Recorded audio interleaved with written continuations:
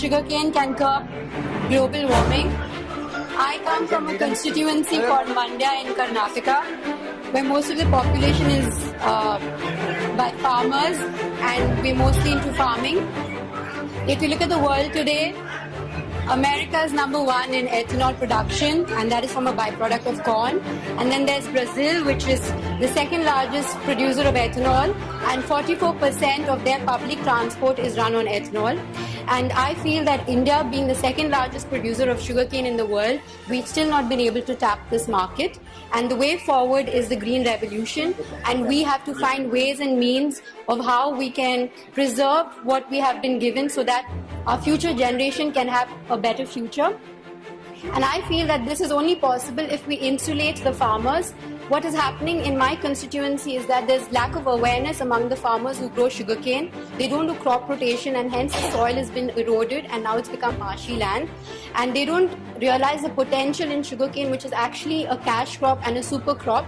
The only way that I feel that we can insulate the farmers is if when there's a lean season, and when we're not doing well, what happens is when the government is supposed to fix a minimum support price every year, there seems to be a time gap within which the farmers seem to be suffering because they haven't been able to fix the price on time, and the farmers are suffering. And hence, to curb this, when we go through a good period of time where the sugar factories are making money, if we can set aside 5% of their profits as a corpus fund, and when the time is not so good, if they can release those funds, it will help the farmers.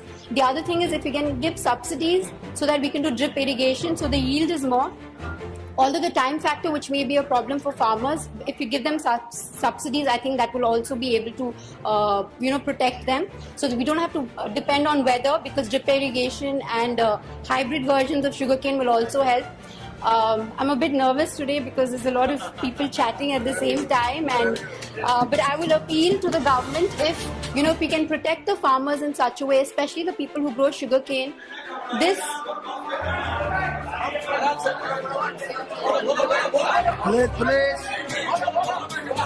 And the other thing, the petroleum companies, even though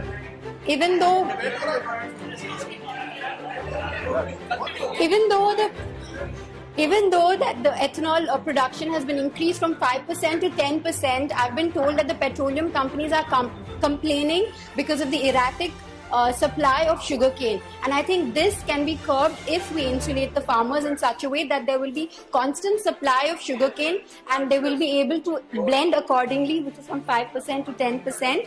And I think, like I said, 44% of Brazil's public transport runs on ethanol. I think we will be able to bring our import bills down if we produce ethanol ourselves, and we will be able to use it.